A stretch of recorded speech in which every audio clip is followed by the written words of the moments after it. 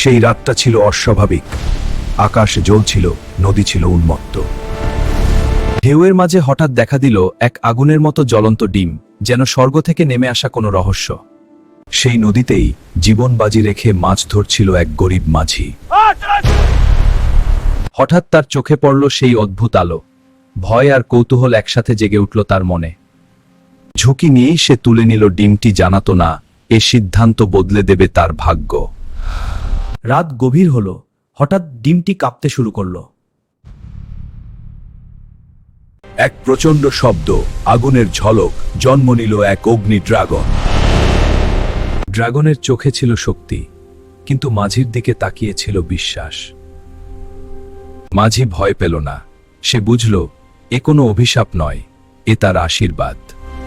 তার ডানার ঝাপটায় নদী